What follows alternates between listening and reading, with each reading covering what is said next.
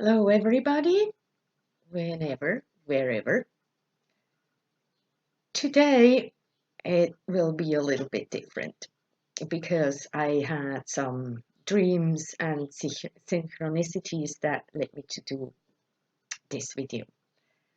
I have already started writing about the current astrology or the upcoming astrology about Venus and Ceres and Aries. They are going to conjunct. So now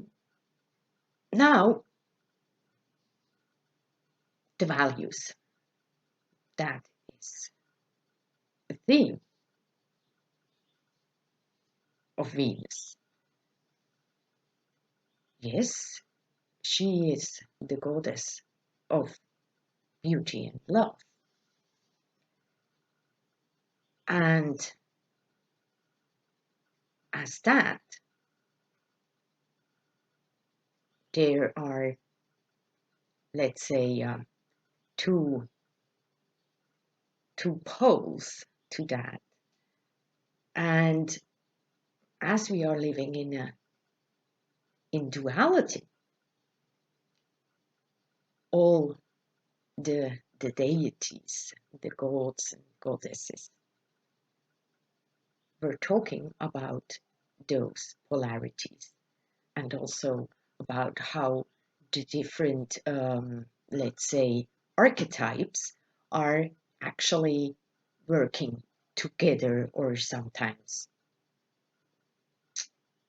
may look as they work against each other, but in the end, for a common goal. Beauty. What is beauty? Each of us does define that maybe a little bit different. Yeah, there are things I can find beautiful and somebody else too, but maybe a third one not. And the one who agrees may not agree on everything that I feel is beautiful, right? That is common. But where does that come from? Do we adapt, like in fashion, for example? Do we adapt our sense of beauty to what is commonly in fashion at the moment?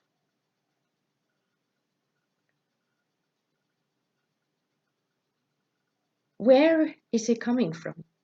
I think that is a very important theme, that not only on fashion, but in any part of the life.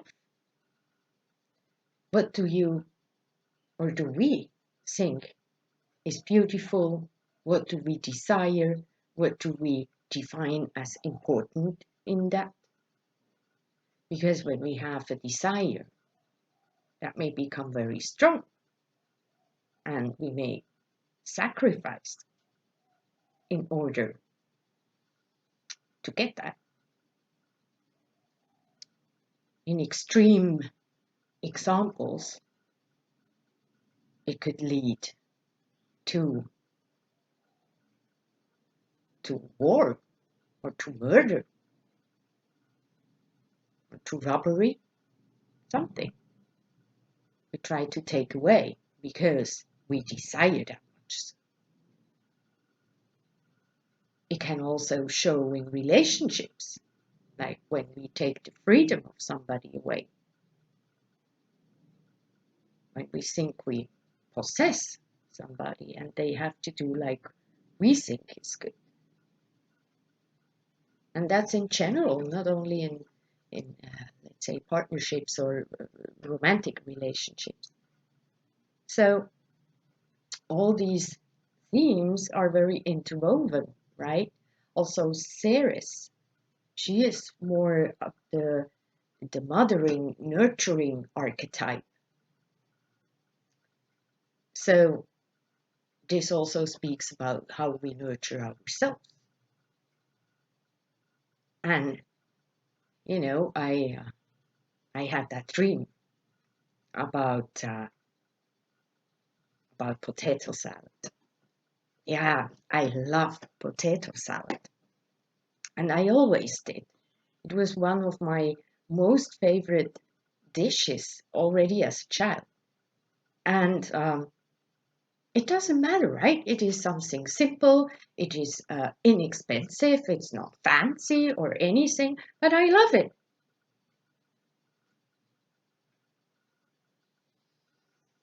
And that's it. Do we know what we love?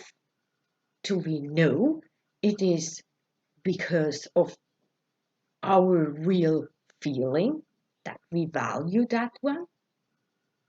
Or is it because it is fancy and grand and everybody wants to have more and more and uh, better than the one before and so on and so on?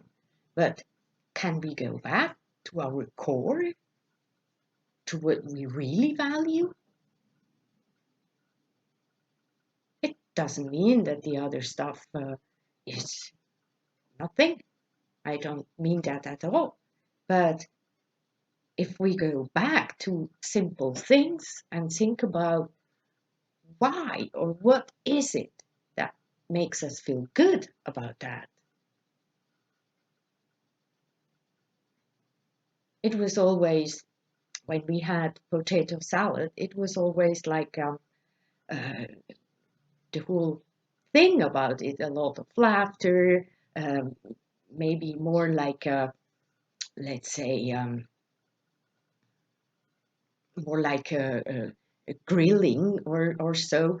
Um, just the whole, uh, now I have the word, ambiance, yeah, in which we we would then enjoy this potato salad. So, and that whole ambiance is part of the potato salad story for me, right? So, just as an example. And so we all have such little things that may show us what we really value, beside all the material that there is. I don't mean to that we all have to be without anything and I don't know, wear some garbage bags or something. No, but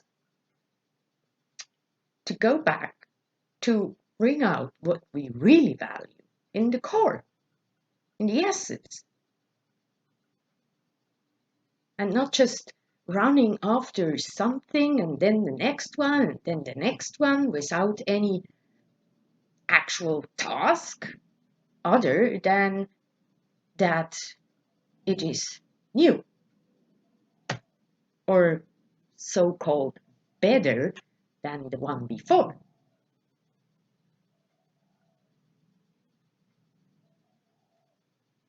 Eris is about disruption.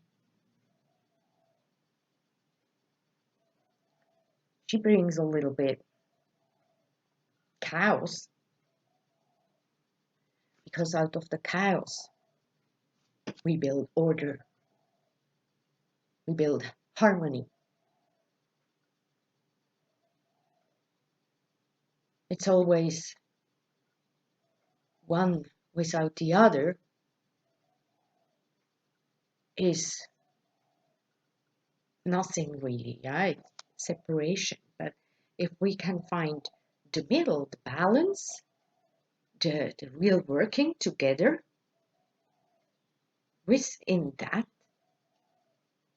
things change. When we have chaos, we try to make order. When we are, and there is too much order, it becomes boring if you want. Too much harmony. So we may have to let go of some of that because it becomes hindering, it becomes limiting. And so we destruct some of that and build something new out of it. Give it a new order, a new harmony. And so that all flows together. That's the same with the values. We adjust them. We don't have the same values in everything that we may have had 10 years ago. We change, we grow. And so everything else goes with us, right? But if we get too much stuck in one thing and over too long time, yeah, we are stuck. We are stagnating. There is no flow anymore. And so we always need to nurture everything.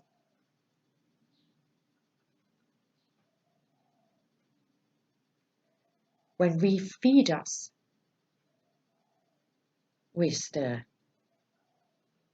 values from the outside world, from other people, from the society, from the current fashion, from the current diet industry, in whatever form or way, then maybe it's not what is best for us. We have to find out. You can also try. Doesn't mean if you try something and you find out it doesn't serve you, yeah, then try something else. It doesn't mean you have to stay with that then. It's not written in stone, right? Also, the value system and the resulting competitions. Just like in the mythological story of those three goddesses. There was a big wedding, and Eris was the only one who wasn't invited. And so her reaction was that she formed this golden bowl, and it was written into it that this is for the most beautiful one. And so some of the guests there, some of the goddesses entered that competition. Aphrodite won that, but she won it through some trickery. And the whole story in the end led into the War of Troya. So, what does that mean? I think it's symbolic that if we always try to compete and give others the judgment over our own values, or maybe even adopting them, we will always be in some kind of competition.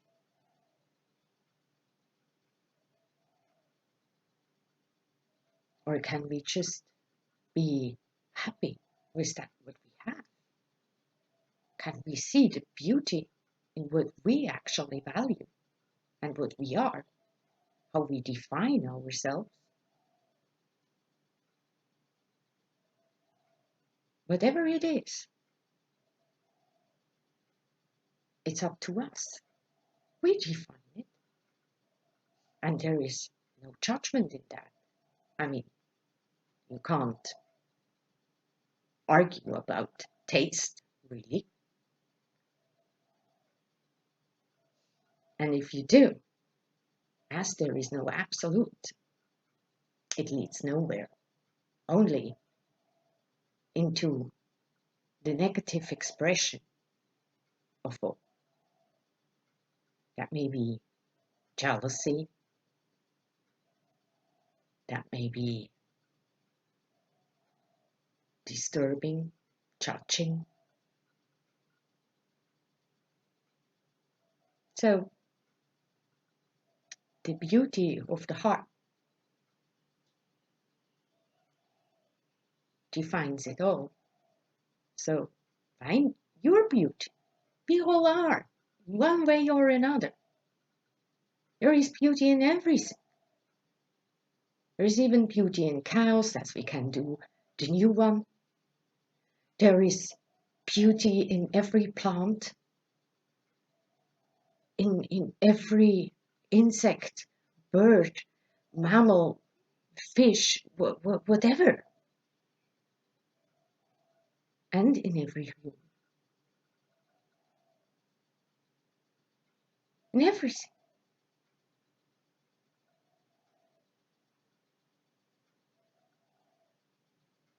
And that's the message. So, and that's also the current astrology. So be aware, because it may look a little bit, let's say, disturbing, challenging in this way. But if we stay with ourselves, with our own value system, with our own heart, with what we really, really feel, then there can be whatever competition, you may not need to enter it. So with this, I say goodbye for today. I will link my website as always. I will also make a normal astrology report in written form, which will come out in the next, let's say, 24 hours. So until then, all the best. Hit the subscribe button there and the bell thing, and I'll see you next time.